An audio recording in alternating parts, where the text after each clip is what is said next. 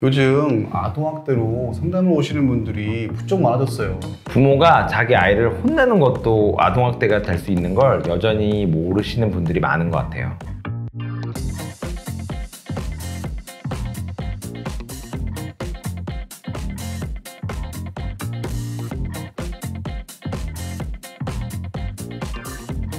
두 명의 부모가 있습니다.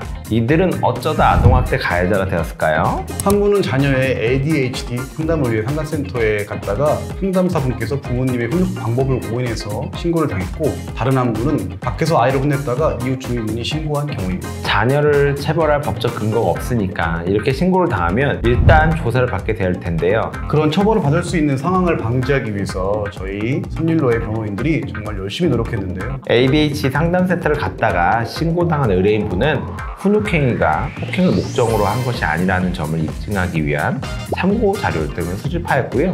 이를 토대로 아동복지법 위반에 대한 불처분 결정을 받아낼 수 있었습니다. 밖에서 아이를 혼내다가 신고당한 부모님의 경우 딸이 알고 보니 발달장애가 있었고, 의뢰인이신 부모님은 평소에 딸과 아들의 등하원을 담당한 자상한 아버지입니다. 재택근무를 하면서 양육까지 전담한 점을 인정받아서 불처분 결정을 받게 되었고요.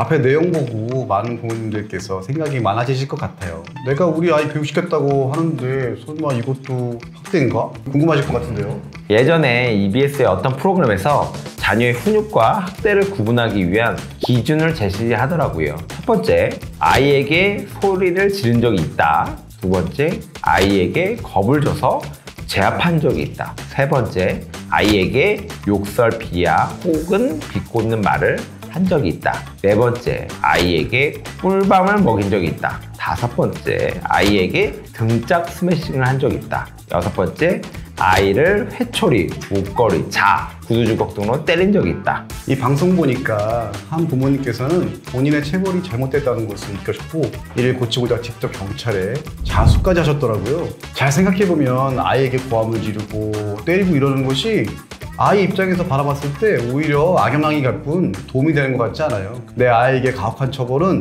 법적으로도 범죄일 뿐더러 교육적인 효과가 없다는 것을 꼭 기억해 주시면 좋겠습니다. 이제 장기 결석하면 큰일 나는 거 알고 계시나요?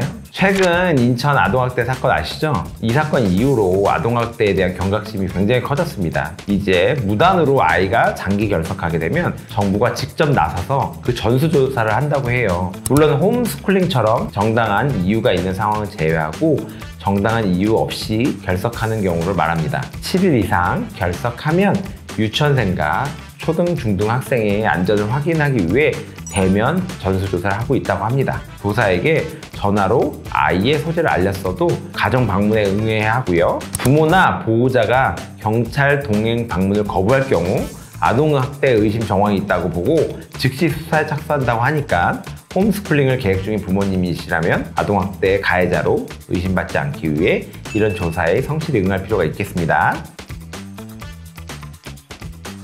내 아이를 교육하다가 내가 때린 게 왜 불법이냐 이렇게 생각하는 분들이 있을 것 같아요. 원래는 민법 규정에 자녀의 징계권에 대한 내용이 있었는데요. 2021년도 초에 해당 조문이 삭제되었습니다. 만약에 누군가 신고하면 진짜로 처벌받을 수 있게 되는 거죠. 그러면 아이가 부모님한테 혼나다가 맞았어요. 폭행으로 부모님을 신고하겠다 하면 실제로 신고가 되나요? 불가능한 얘기는 아니죠. 그리고 아이뿐만 아니라 누구든지 아동학대 범죄를 알게 된 경우 관할구청 또는 수사기관에 신고할 수 있습니다. 그럼 이런 경우 실제 아동학대 처벌 수준은 어느 정도 될까요? 아동학대는 처벌이 꽤 무겁습니다. 신체 건강 발달을 해치는 신체적 아동학대 행위, 정신건강 등에 피해를 주는 정서적 학대 행위가 발생될 경우에 형량이 5년 이하의 징역 또는 5천만 원 이하의 벌금이거든요. 아동학대 처벌법은 아동학대가 성립되는 기준을 아주 광범위하게 보기 때문에 만약 누군가의 신고로 일단 조사를 받게 되었다면 내가 부모인데 이게 왜 문제지? 생각하기보다는 저희 같은 변호사의 도움을 받아서 현명한 대응을 추천드립니다. 저희 로맨즈는 여러분의 법적 고민을 풀어드리고자 사연을 접수받고 있습니다. 사연이 영상 주제로 선정되면 작은 선물도 드리고 있으니 많은 시청 부탁드립니다. 지금까지 이야기 들려드린 저희는 로맨즈 신혁범 남성진이고요. 앞으로 여러분께 더 들려드릴 이야기가 궁금하시다면 구독과 좋아요 부탁드립니다. 감사합니다.